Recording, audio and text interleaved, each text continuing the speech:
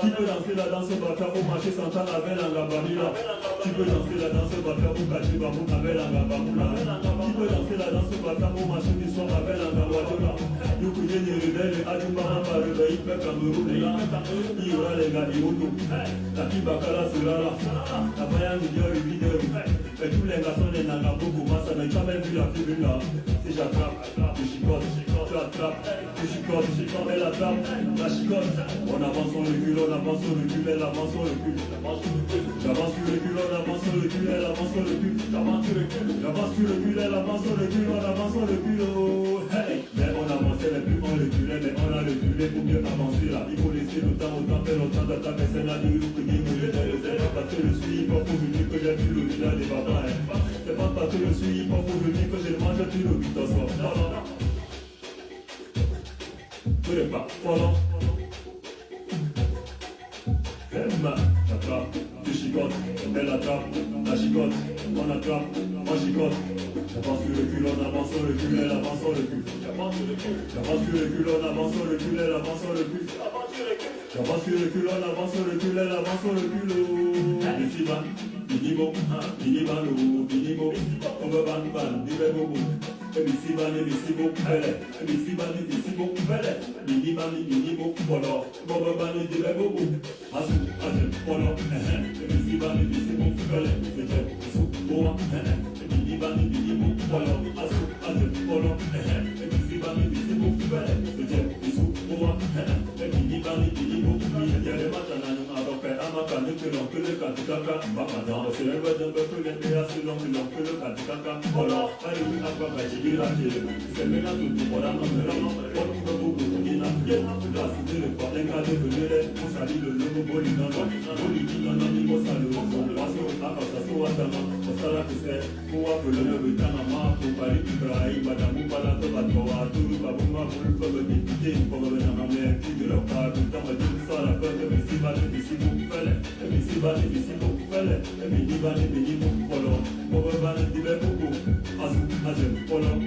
Ebisi bani bisi bu fele ije bisu boa ebini bani bini bu olo for bisu oba for bisu oba bere ou devant puis devant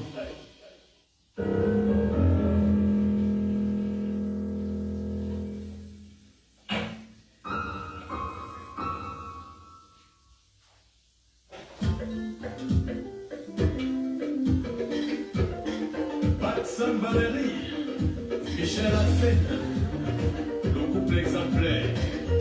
Écoutez ça, ça c'est le tapis chez nous, dans nos mains.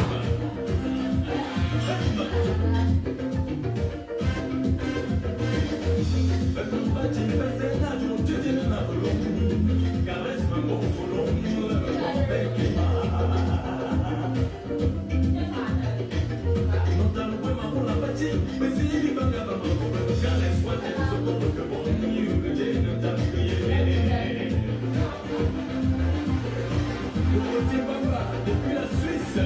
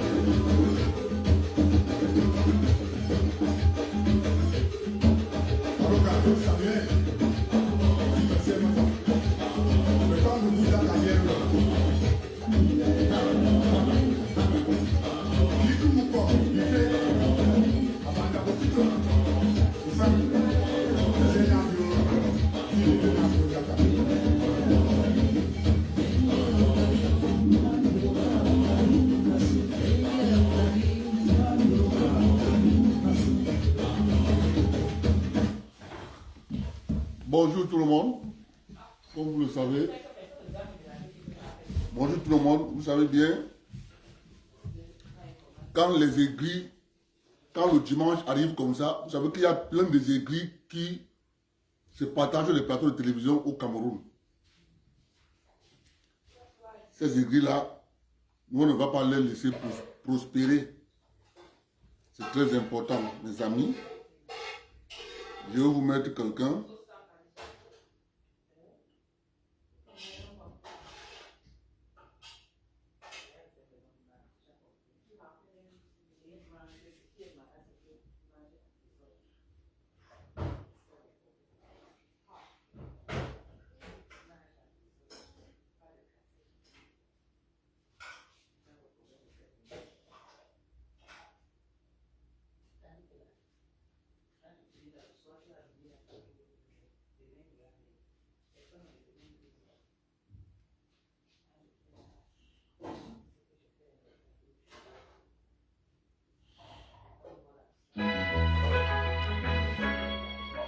Je vais vous mettre, écoutez bien ce que ces gens bavardent sur les plateaux de télévision au Cameroun.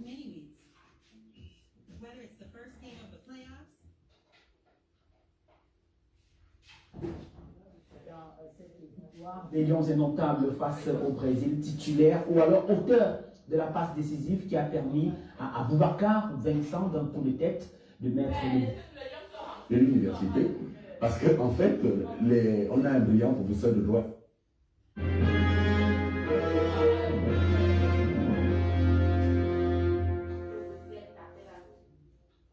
L'affaire a fait un grand bruit au cours de cette participation des Lions indomptables du Cameroun. Déséquilibré dans sa texture, dans son ossature. Aujourd'hui, je n'ai jamais discipliné ce plateau si je ne savais pas tout ce qui s'est passé au Qatar. Je vous ai dit que je suis quand même un observateur de la scène politique nationale depuis une trentaine d'années, dont 25 passés comme commentateur et chroniqueur sportif à la télévision nationale. En tant que responsable de service, de rédaction, de direction aujourd'hui, je n'ai jamais badiné avec la discipline. Peut-être qu'on croit que le football est le lieu de tous les dérapages comportementaux, parce qu'on se plaît souvent à dire que les footballeurs ne réfléchissent qu'avec leurs pieds pour les joueurs de champ et avec leurs mains pour les gardiens de but. Mais je crois que la société du football n'échappe pas aux règles d'usage dans notre société, dans notre République. Et peut-être que l'application simplement des règles tarde à venir du côté du quotidien, au point où lorsqu'on prend une décision au plan sportif, les gens sont étonnés. Un footballeur n'est pas au-dessus, quel qu'il soit. Maintenant, le tort ou alors le mérite reviendrait à ceux qui ne prennent pas les décisions lorsque l'indiscipline s'installe, ou à ceux qui prennent les décisions quand ils veulent éviter que la gangrène freine. Et je crois que c'est le cas aujourd'hui de notre portier, dont on ne discute pas le talent. On n'est pas intervenant par hasard. Onana est un très bon gardien de but, mais je dois dire que moi j'ai vu des gardiens de but. Vous me direz que le temps a changé, on est maintenant au numérique, et peut-être que les gardiens analogiques que sont Benko, ne sont pas les autres, sont remplacés aujourd'hui par les gardiens numériques qui viennent jouer au centre du terrain, relancent les ballons et on applaudit. C'est bien, mais lorsque une équipe comme la nôtre est déséquilibrée dans sa texture, dans son ossature, prendre le moindre risque met davantage l'équipe en danger. Je crois que c'est ce que Rigobert Song a essayé d'expliquer à notre portier Onana au cours d'une séance d'entraînement, pour ce qu'il faisait au cours de cette séance d'entraînement, qui n'est que le laboratoire de préparation de ces matchs. Il sort au centre, il demande aux latéraux qui veulent monter de lui de remettre le ballon, et c'est lui qui organise le jeu comme libéro, ou comme 8 ou comme 10. Ça nous a coûté, ici même déjà, contre le Burkina Faso, ça nous a coûté contre la Suisse, et lors de la préparation du match contre la Serbie, Rigobert Song a demandé à notre portier de se conformer un tant soit peu à l'équilibre qu'il recherchait dans cette équipe et à jouer comme un gardien de but, un portier. Il n'est pas interdit à un portier de sortir, il sort si c'est nécessaire, mais il ne sort pas pour organiser le jeu. Le portier a mal pris la mouche, il a dit à l'entraîneur qu'il n'avait pas lui apprendre à jouer comme il joue, et le lendemain il n'est pas venu aux entraînements. Il a texté une maladie, une pubalgie. Il est resté dans la salle de soins.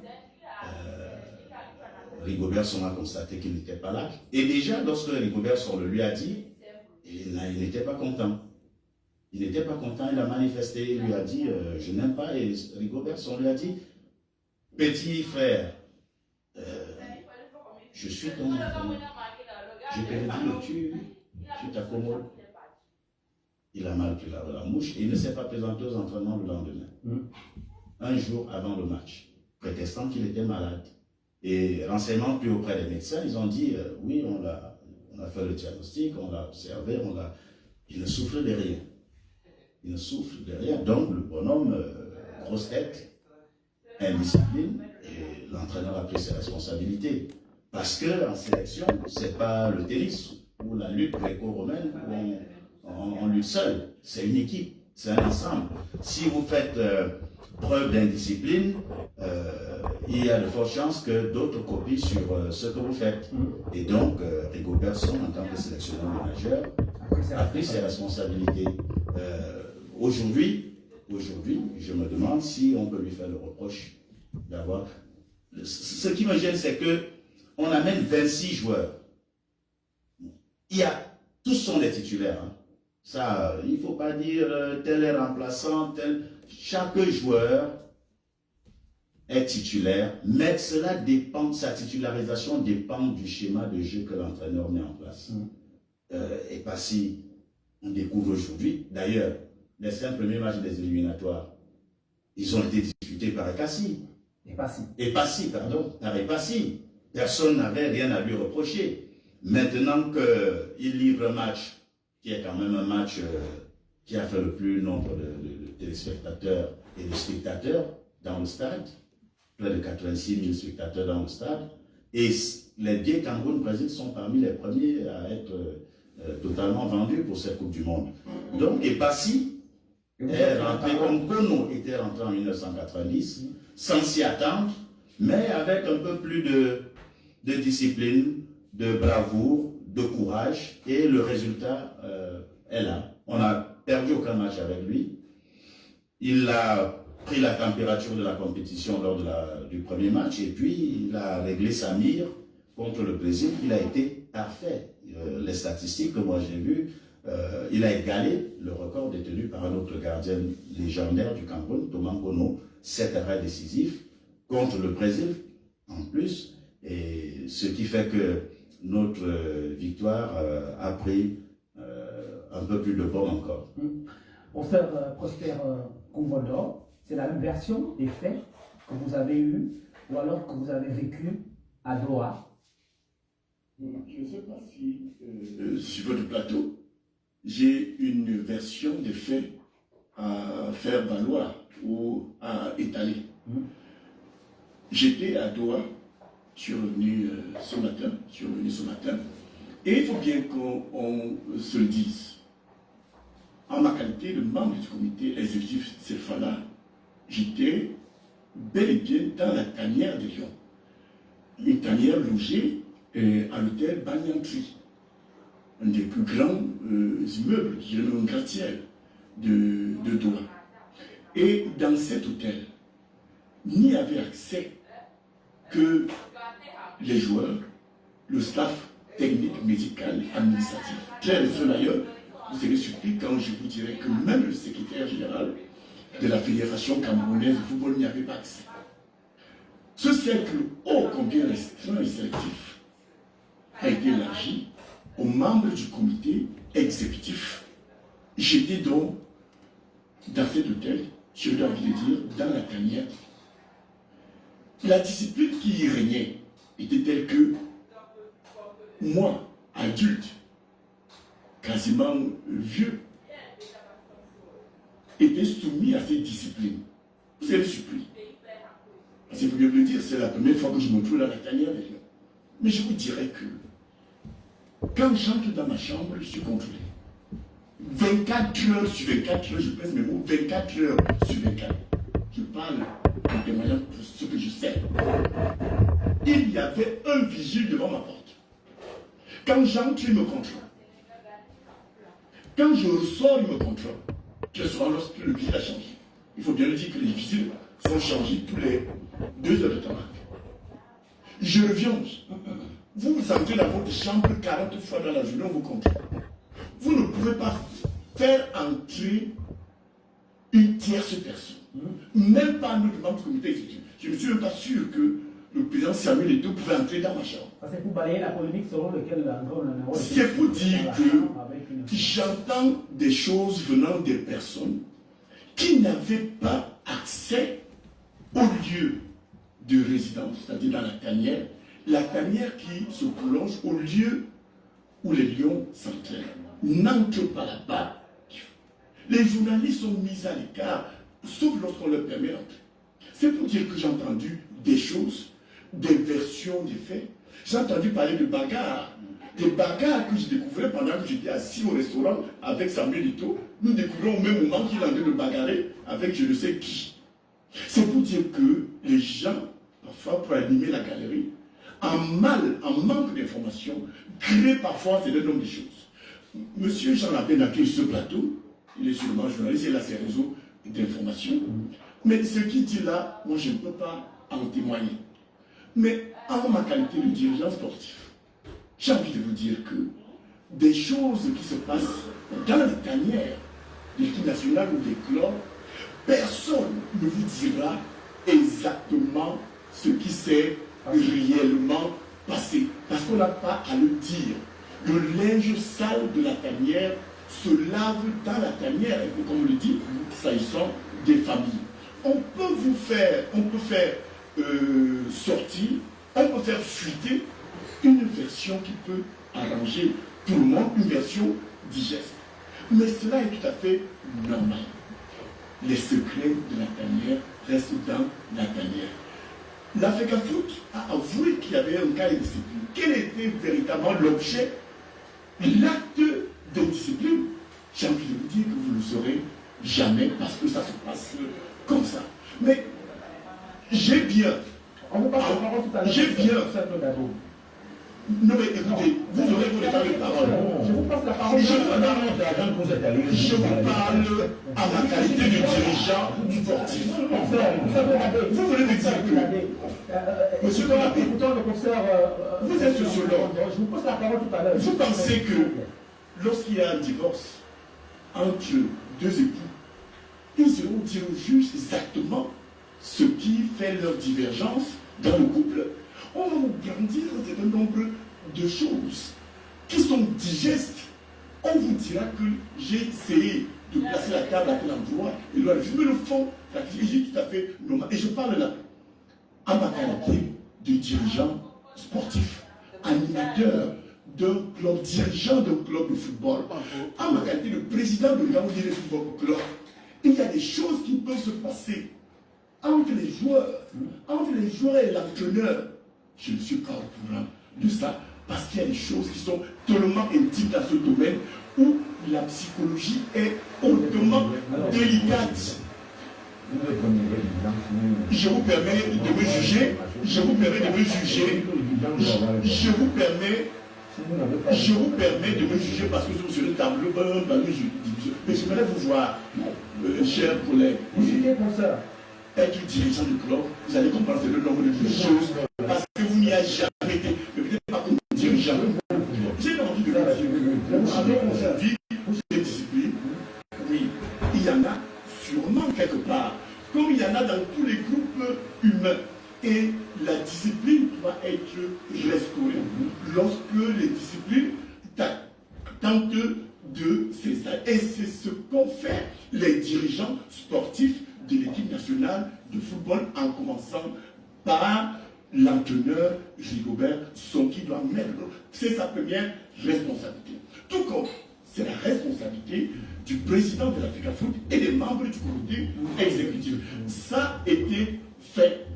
Mais seulement ne jetons pas l'enfant avec l'eau du bain.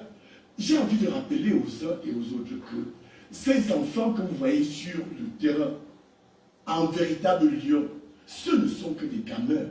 Quand vous les voyez sur le terrain, ils sont en sueur. Vous avez l'impression qu'ils sont des vieux avec la sueur qui coule et certains sont pour la plupart barbus. Mais je vous dis que ce ne sont que des gamins comme nous en avons dans nos maisons. C'est les garçons de 19 ans, 20 ans, 21 ans, 22 ans.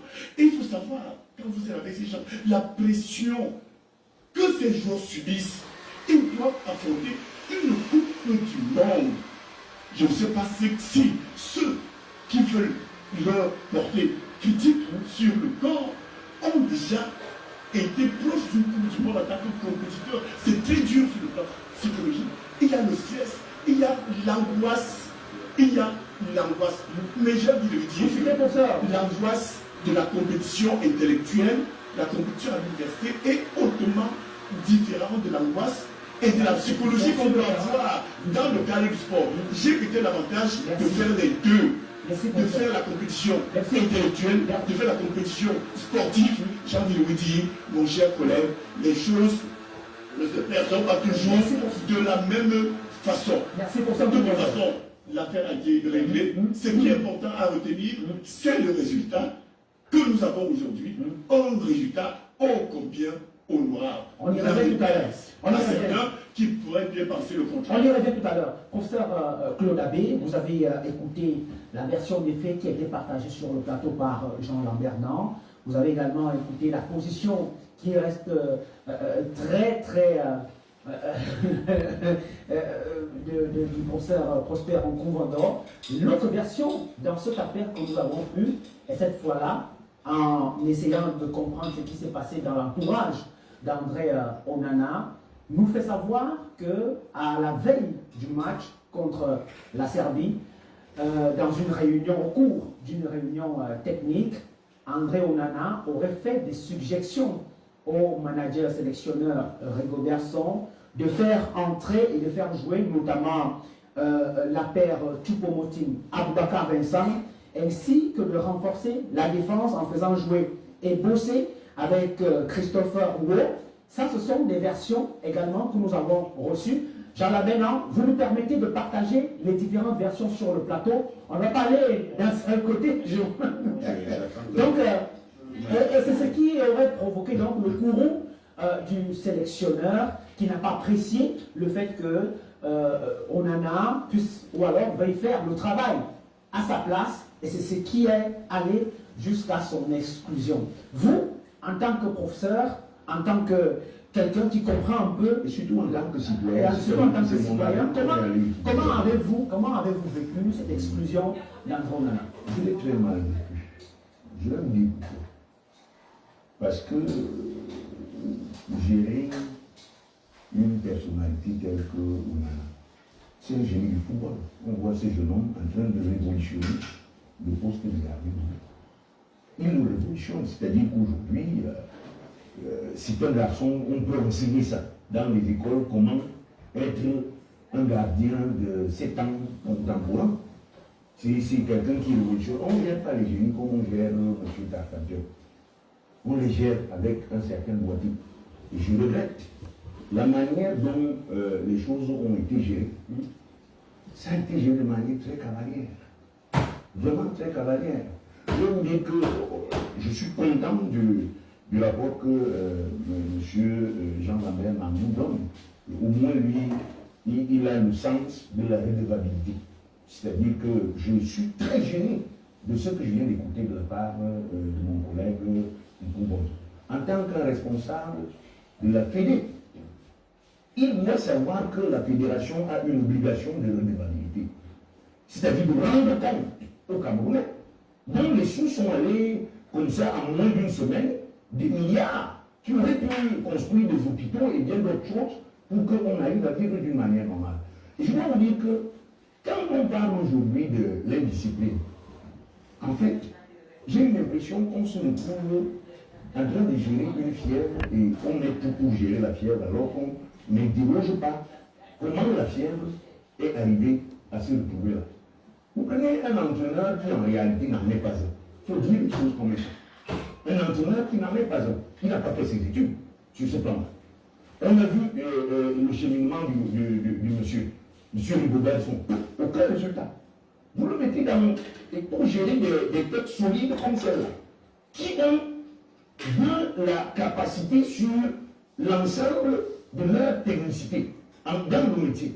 Et vous pouvez donner à ce monsieur-là des gens comme cela. Vous voulez qu'il respecte un entraîneur comme celui-là. Ça ne marcherait pas. Il faut vous dire clairement que ce monsieur n'est pas à sa place. Il ne l'est pas. Il faut dire les choses comme ça. Il n'est pas à sa place. C'est important. Je m'excuse. Non, je m'excuse de le dire. C'est comme ça. Non, je suis obligé de le dire. De dire les choses comme elles sont. C'est important en réalité. C'est-à-dire que quand on voit, et c'est pourquoi vous allez voir, et les choses que vous avez suivies, vous dites qu'on en aurait dit. Mais en réalité, il ne l'a même pas dit, il a pratiqué. Au stade, il montrait bien que cette défense n'est pas une défense qui est à mesure de jouer.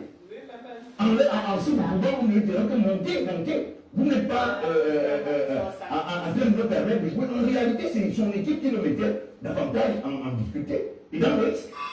Et je comprends bien, la réaction de Rigobert est une réaction normale. C'est-à-dire que quand vous n'avez pas la maîtrise sur un domaine, et qu'il y a quelqu'un qui vous montre que c'est comme ça que ça marche, on appelle ça chez nous en sociologie le désir mimétique. C'est-à-dire que vous tuez celui-là qui en réalité aurait pu être l'individu qui montre le chemin pour prendre en réalité sa place. Parce que vous voyez bien que si ces rumeurs sont avérées, que la défense... Ce n'est pas des rumeurs. Hein. Si vous me traitez de... Non, c'est pas des rumeurs. Ce que j'ai dit, professeur. Il n'a pas de votre version de la version qu'il donne.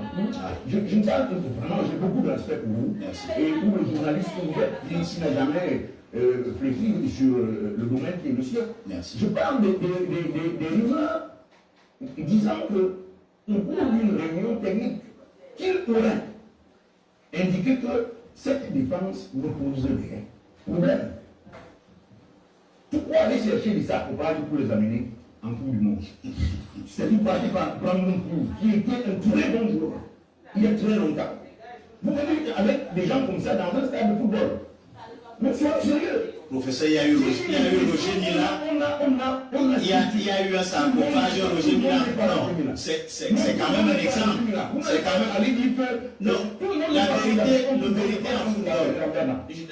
Daniel Alves, qui a joué capitaine avec le Brésil. Dans quelles conditions? Mais c'est pour vous dire que la vérité du football n'est pas la vérité sociologique, mais la vérité de la société. Le Brésil était déjà qualifié. Alors je dis, on a construit l'indiscipline. On n'en avait que ce qu'on appelle en réalité, en anthropologie rituelle, la victime expiatoire. Le bouc émissaire. En réalité, c'est le bouc émissaire qui cache une grosse situation qui, en réalité, il va falloir la dresser. Il a dit tout à l'heure quelque chose que l'aime, ça se lave en famille. Et là, on sortira par là. On est déjà effectivement au Cameroun. Nous, ce doivent être justifiés. Il ne faut pas que des gens qui entrent dans une dérive autoritaire entraînent le Cameroun. Et j'ai vu un phénomène qui, moi, m'a étonné. Quand le Cameroun s'est fait battre par l'Angleterre en quart de finale, le pays s'y pleurait. Le Cameroun est éliminé l'autre jour, les gens célèbrent l'échec. C'est incroyable ça. C'est-à-dire qu'entre la vie et la mort, les gens se mettent à célébrer la mort. On y revient tout à l'heure. C'est une situation incroyable. C'est une messianisation à la renverse de la société camerounaise. Moi, mais clair, ce n'est pas la société dans laquelle on fait. C'est la thématique principale de cette émission. Prenez votre mal en patience, on y reviendra en deuxième coup. Professeur Charlemagne Massakayambi, s'il vous plaît, professeur Charlemagne Massakayambi, professeur tout à l'heure, André Nana, c'est une expiatoire. Vous qui avez évolué également dans certains clubs, même en salle professionnelle, vous qui êtes un observateur averti de la scène politique camerounaise et même. C'est ça que je voulais vous montrer, l'intervention du professeur Claude Abbé.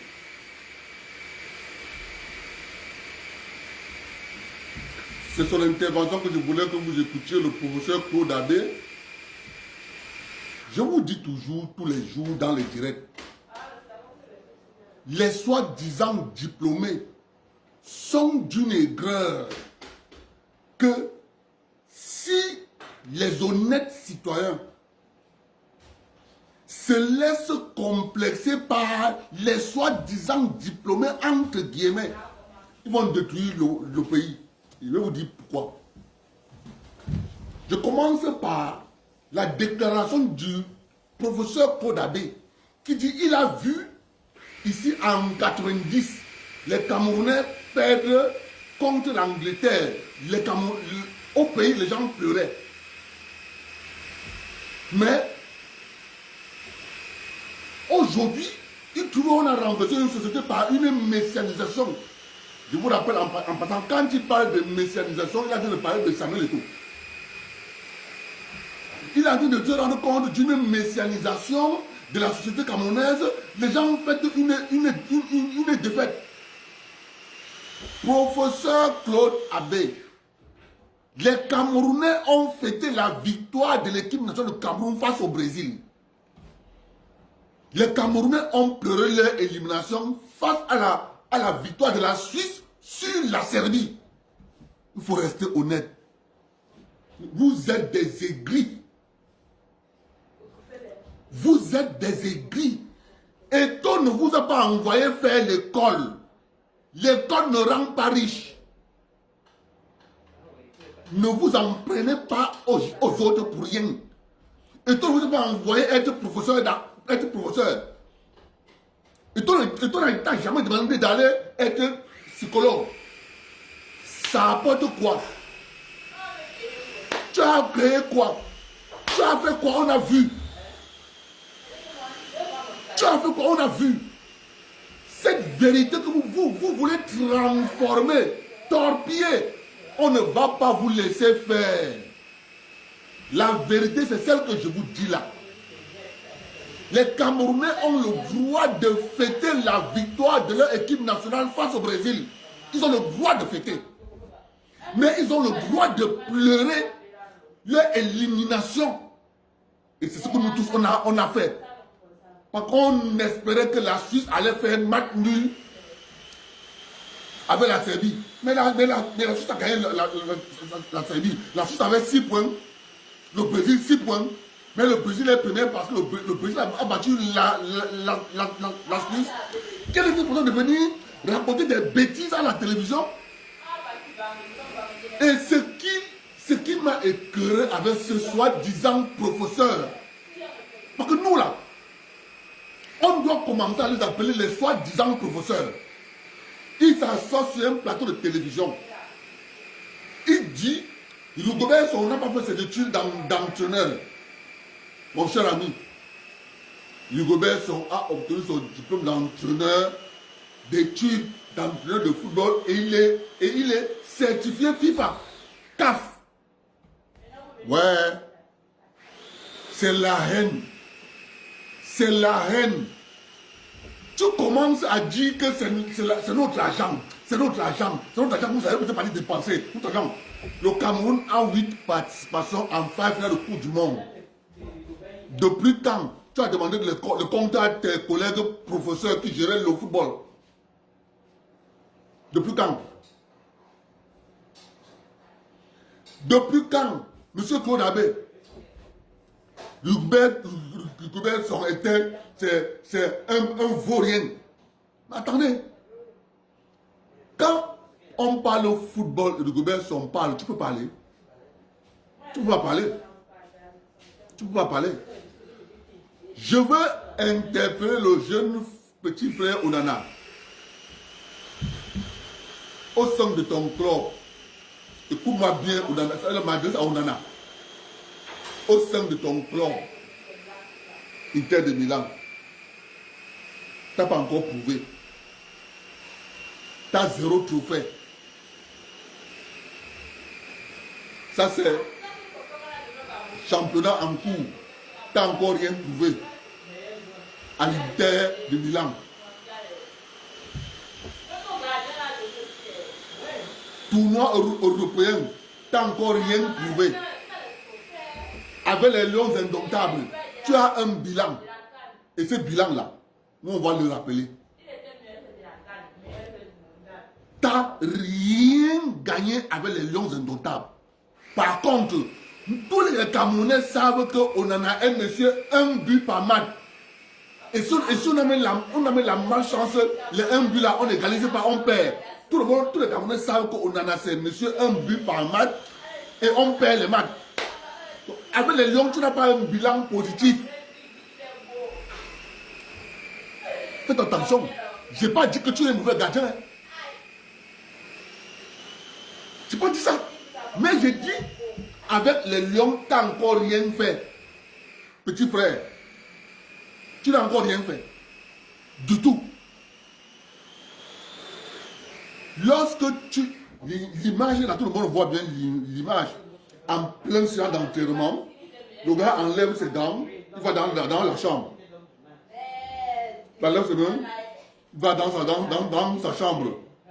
Le lendemain, il ne revient pas à la séance d'enterrement. On demande à Rigobert Song d'aller lui supplier. Papa, Rigobert Song a aligné les coupes d'Afrique des Nations. Rigobert Song, qu'on veut faire une concours, les gens veulent te pousser à lui manquer du respect. Est finaliste de la Coupe des Confédérations, mon cher ami.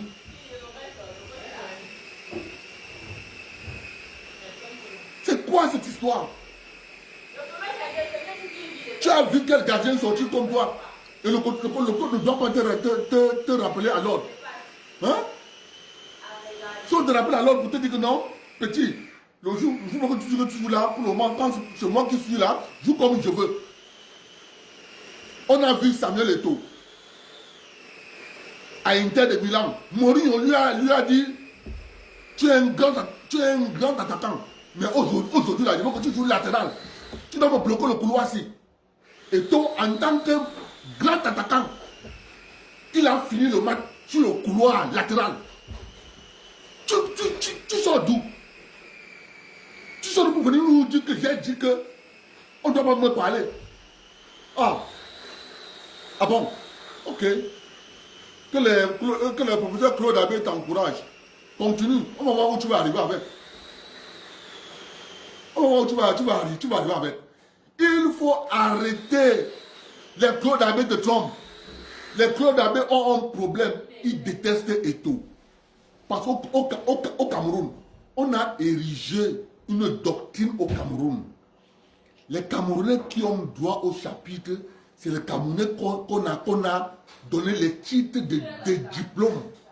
Telle personne est fort parce qu'il a tel doctorat.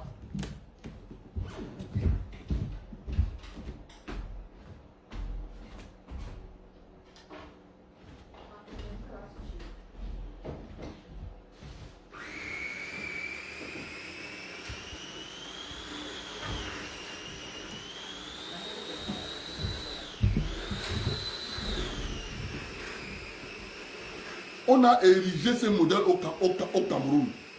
Telle personne est compétente parce qu'il a le doctorat. Telle personne est compétente parce qu'il est professeur agrégé.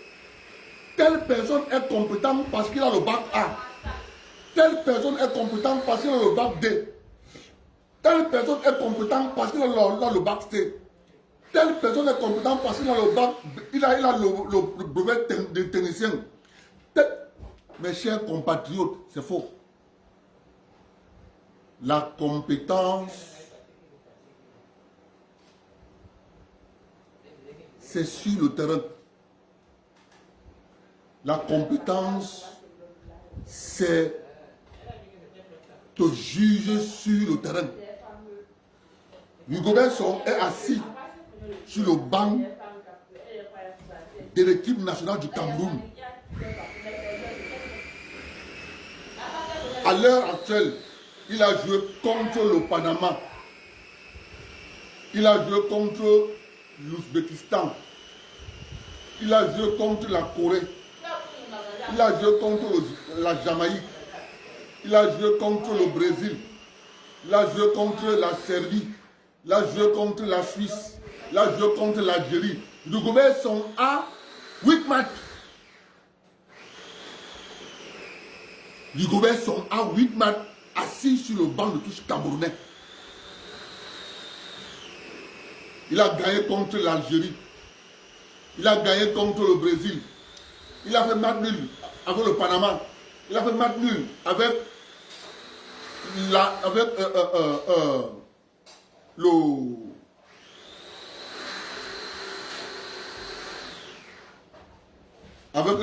la Jamaïque. Il a fait match nul avec la Serbie. Sur les 8 matchs, Rigobert Song a perdu 3 matchs. à ce stade de la compétition, Rigobert Song est compétent. Moi, j'ai fait l'école. Moi, l'école, j'ai fait là. C'est pour évaluer les compétences de quelqu'un sur le terrain. Je n'évalue pas les compétences de quelqu'un parce qu'il a un parchemin qu'il a mis dans une valise à côté chez lui. Il vient dire aux gens que je suis. Rigobert Song, à ce stade de la compétition, est compétent. Face à ces résultats, messieurs, que vous l'aimez pas, c'est ça la réalité. Vous allez souffrir de l'accepter. On ne va pas vous laisser, mon frère. L'époque là est terminée. Vous venez vous asseoir à la télévision, vous racontez des bêtises. On suffoquait chez nous. Aujourd'hui, nous, on a une télévision. Elle s'appelle Facebook. On peut vous répondre. C'est quoi cette haine viscérale? Qui vous a dit que la compétence est évalue au nombre de parchemins obtenus? C'est pas ça la compétence. La compétence s'évalue au vu des résultats obtenus. On dit, ce monsieur, il est compétent. Il faut arrêter avec les gens, avec l'enfumage que vous avez installé au Cameroun. La même chose qu'on voit les ministres faire à l'Assemblée, c'est la même chose que ces soi-disant professeurs en professorat viennent nous raconter sur les plateaux de télévision. L'autre est venu nous dire l'autre jour, je vous dis, les rapports de force qu'on a sur le terrain aujourd'hui, je vous rassure, je vous confirme que c'est le corps sportif que les Lions vont porter. Mais il n'a pas l'honnêteté intellectuelle de venir nous dire que oui, cette analyse que j'ai faite ne s'est pas avérée vraie. Quels sont ces gens qui pensent que, c'est-à-dire, ils ont une philosophie. C'est que c'est eux qui utilisent le messianisme. C'est eux qui disent qu'ils sont les messies. Donc on doit les écouter. C'est eux les messies. Mais ce qu'ils appliquent là, lorsque les d'autres Camerounais essaient de regarder ailleurs, ils créent une coalition pour tirer contre le Camerounais que d'autres Camerounais veulent apprécier. J'ai soutenu 3 thèses en doctorat. J'ai soutenu 4 thèses. Tu as soutenu 20 thèses en doctorat. Et puis quoi? Ça a fait quoi au Cameroun? Ça a créé quoi? Ça a augmenté quoi? Ça a diminué quoi? Ça a augmenté le déficit, la balance commerciale. Ça a diminué la balance commerciale de l'État du Cameroun. Au contraire. Voilà des gens qui pensent que lorsque nous vous disons que si tu tires sur Paul Biya, tu n'as pas compris le système. Il y a des gens dans le système qui freinent des quatre membres que ce système ne change pas. Parce que si le système là change, ils seront en déphasage avec le nouveau système qui va venir. Ces gens-là, ce sont ces gens que vous voyez sur les plateaux de télévision qui veulent obliger la société à aller dans le sens qui les arrange. La société est en train d'aller dans le sens des gens qui peuvent avoir la capacité de créer. Et vous avez de l'autre côté des gens qui, on les a mis dans la tête que la société doit nous reconnaître parce que nous avons les diplômes. Mon ami, vous allez cirer les murs. Vous allez cirer les murs et vous allez voir. Vous allez être aigri. Vous allez attraper la crèche, vous allez être fâché. C'est quoi quels sont ces gens? Qui sont ces gens? Le Cameroun, c'est quoi? On ne va pas vous laisser le pays. J'ai tel diplôme, j'ai 5 doctorats. Et puis, 5 doctorats, ça fait quoi? Ça fait quoi tes 5 doctorats? Tu as fait quoi, on a vu? Tu as fait quoi, on a vu? Hein? Tu as fait quoi, on a vu? J'ai 5 doctorats, j'ai 3 doctorats, j'ai marché, je suis professeur. Professeur, je suis professeur de quoi? De psychologie, ça sert à quoi? Ça crée les emplois où? Quel est ce pays quels sont ces gens qui n'arrivent pas à comprendre qu'à l'heure où nous parlons, c'est la créativité qui fait développer un pays. On ne vous laisse plus. Trop, c'est trop. On en a marre de vous. Tous les jours, les gens viennent s'asseoir sur les plateaux de télévision pour transformer la vérité.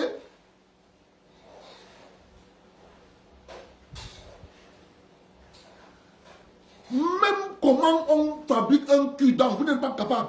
Le simple cul-dent. Le simple cul-dent. Vous venez vous asseoir sur les plateaux de télévision, nous raconter des bêtises à longueur de journée. Eto n'est pas le Messie, le messianisme qu'on a fait. Eto a ouvert les Camerounais les yeux. Il a permis aux Camerounais de comprendre que à la place qu'il faut des gens du domaine. C'est ça qui est la question.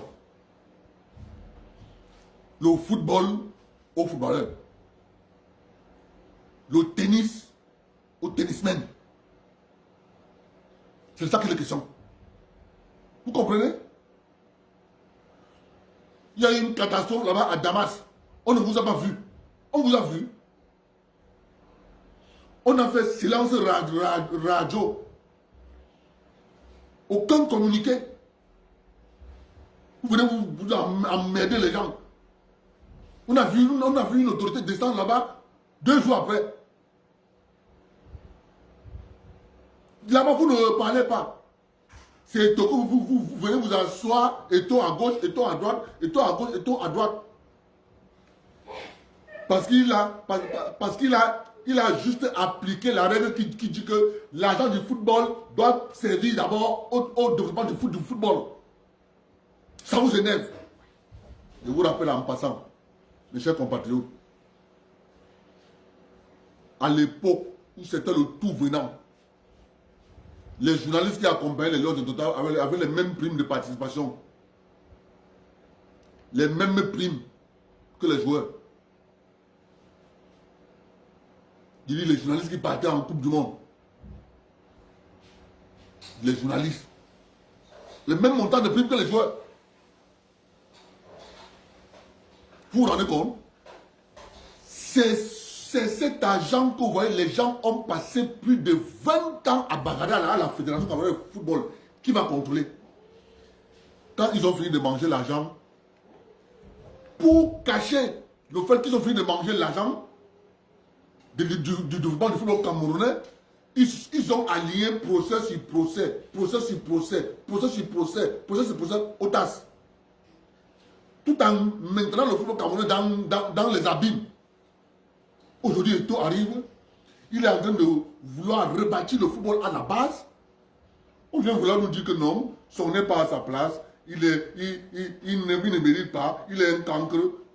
Là où son parle football, Claude Abbé, tu t'assois, tu prends le bic et le crayon, tu deviens élève. Tu deviens élève. C'est ça qu'il est question.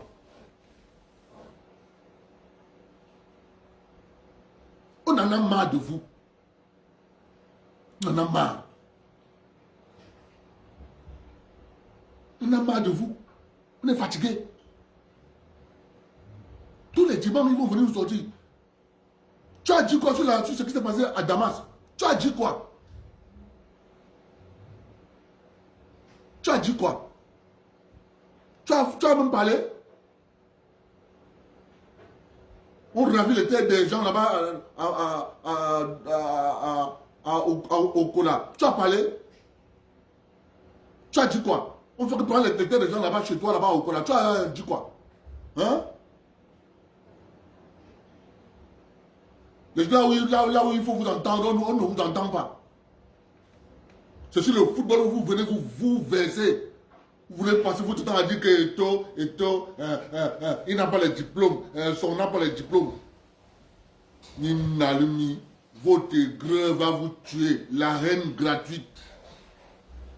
En tout cas, le chien aboie, la caravane passe. C'est de ça qu'il est question. mon frère. Tous les Camerounais, nous, on a vu les résultats de M. Son. Il a 8 matchs comme entraîneur. 8. C'est quoi ça? Le président de l'Africa Foot a dit, je m'en vais m'organiser à jouer les 7 matchs. Mais, il y a une condition pour jouer les 7 matchs de la Coupe du Monde. Quand tu finis la phase de poule et que tu n'es pas en sortie, ils vont tirer les leçons. Ils vont programmer encore 4 ans après. C'est quoi cette histoire? Vous voulez vous acharner sur les gens?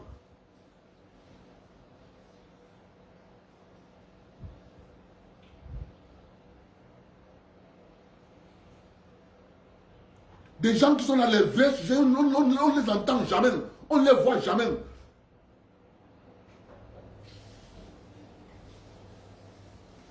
Retenez que l'État, c'est le plus grand voleur. Vous les entendez? Mettre l'État en question. Dites que l'État, c'est quoi? Vous les entendez pour remettre ça en cause? Vous allez bien observer que tous les concepts qui sont venus de l'Occident, je vous rappelle en passant, moi, l'histoire, je m'intéresse beaucoup à l'histoire. Avant que l'Occident n'arrive en Afrique, ils ont trouvé une éducation en Afrique. Les Africains, à cette époque, avaient des besoins. Et ils avaient leur modèle d'éducation. Et l'Occident s'est organisé d'abord à détruire cette éducation. Parce qu'il y en avait deux. Les Arabes, pour eux, parce que le commerce qui se faisait en Afrique, la langue parlée partout était la langue arabe. Tu ne pouvais pas aller acheter par exemple le sel. Si tu me parles par exemple, dans chaque village, il y avait des gens qui parlaient arabe. Parce que le commerce s'effectuait en arabe. La langue parlée pour commercer en Afrique, c'était l'arabe. Écoutez-moi mes frères. Ces soi-disant intellectuels, des menteurs. Lorsque l'Occident arrive, il trouve dans cette situation. L'Occident a d'abord identifié où est-ce qu'on enseignait l'arabe. Donc ces gens redescendaient dans l'arrière-pays en Afrique pour continuer à parler et faire le commerce. Ils se sont rendus compte que la plus grande université d'enseignement d'arabe se trouvait à Tombouctou, au Niger. Ils ont ciblé tous les enseignants d'arabe de l'époque. On a commencé à les empoisonner systématiquement. Un à un, on a éliminé tous les enseignants d'arabe à cette époque. Ayant résolu le problème de l'enseignement de l'arabe, donc on a fini d'assassiner les enseignants, on a attaqué directement l'éducation traditionnelle africaine, qui elle était basée sur comment se vêtir, comment se nourrir, comment se soigner. Je répète, ils ont attaqué comment se nourrir, comment se vêtir, comment se soigner et comment assurer la sécurité des populations dans chaque village. Parce que n'oubliez pas que chaque village, c'était des petits royaumes. Chaque groupe ethnique s'auto-administrait avec un chef à la tête. C'était ça les pays, c'était ça les royaumes africains. C'est de ça qu'il était question. Mais lorsque l'Occident s'est rendu compte, on a dit que bon, on a fini avec les enseignants de la langue. On s'est attaqué maintenant à l'éducation traditionnelle africaine. Qui était comment se nourrir, comment cultiver, c'est ça qu'on appelle comment se nourrir, comment se vêtir, c'est-à-dire tisser le coton, comment le transformer en fil, comment on fait. Ils ont détruit détruit toutes ces connaissances. C'est pour ça que vous allez voir en Afrique, il n'y a que quelques petits royaumes qui ont résisté.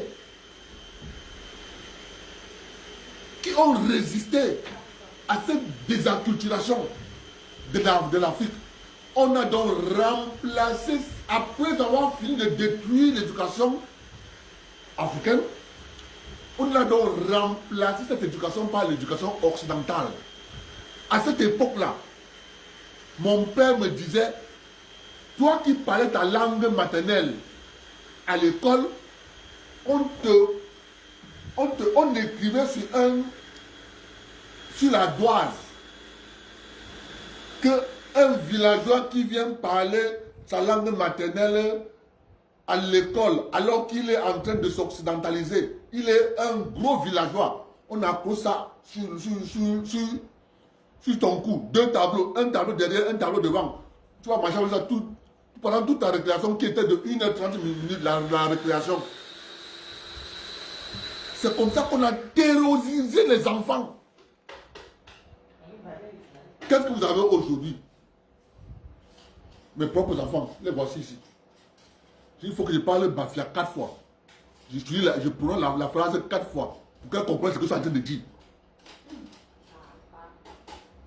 Tu ne peux pas parler Bafia comme ça couramment avec mes... Je suis Bafia, non? Ma femme est Bafia. Tu ne peux pas parler couramment Bafia. Si je veux parler couramment Bafia, c'est ma femme. Mais les enfants, non. C'est cette culture qu'on a inoculée à certains parents. Aujourd'hui, pour qu'un enfant parle la langue, c'est un problème. C'est comme s'ils ont vu, c'est comme si ça... Mon propre fils, même quand il parle, il marche avec lui ici. Même quand on sort, moi il parle le patois, il a honte. Je dis, tu vas voir. Parfois, tu vas lui parler en langue maternelle pour que personne ne comprenne ce que tu es en train de lui dire. Tu es obligé toujours d'infiltrer le français dedans. Dès que tu mets le français dedans, un voisin peut comprendre, il peut comprendre et ajouter les autres phrases. Savoir de quel sujet vous parlez. Vous n'allez pas entendre ces soi-disant professeurs remettre en question le système éducatif de l'Occident en Afrique. Non. Oh, c'est bon. C'est bon. On a détruit le travail de nos parents. Quand j'écris tous les jours ici, là, qu'on est en train de nous rendre dépendants des céréales, parce qu'on veut pousser les Africains à détruire la sémence de Dieu. Je le dis tous les jours ici, que Dieu a créé une sémence. Dieu a créé une sémence. Cette sémence, il ne faut jamais la perdre. Parce que si tu perds la sémence de Dieu, tu vas dépendre de la sémence de Bill Gates. Tu vas dépendre de la sémence de Guy. Mais qu'est-ce qu'ils ont fait? Je le répète encore. Il y a 2 pays au monde. 2. Les Philippines et la Norvège. Ces 2 pays, ils ont construit 2 grands magasins souterrains. Ces 2 grands magasins qui sont dans la terre, ce sont les magasins de stockage de céréales de Dieu. Tout genre de céréales, c'est stocké là-bas. Ils mettent sur pied les céréales transgéniques. C'est ça qu'il faut vendre. La particularité de ces céréales transgéniques, c'est que tu ne peux pas reprendre ça et planter. Si tu replantes ça, ils te portent plainte. Comme l'ancienne firme américaine Monsanto avait porté plainte à un agriculteur aux États-Unis.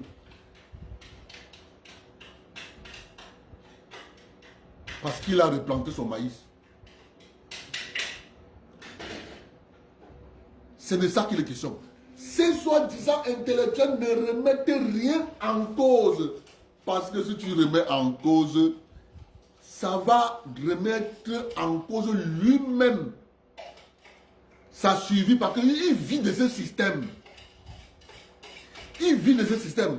Parce que si tu enlèves le titre de professeur, tu lui poses la question, bon, tu n'as plus le titre de professeur. Les universités n'existent plus où tu dois enseigner. Comment tu vas organiser ta vie? Il ne peut pas. Il ne peut pas. Parce qu'il trouve qu'aller faire l'agriculture, pour lui, c'est impossible. Il est professeur. Il a 5 doctorats. Il trouve que ce n'est pas à lui de faire ça. Ils viennent à filmer les gens sur les plateaux de télévision. On ne va plus vous laisser. Bonne soirée à vous tous. Bon début de semaine. Bye bye.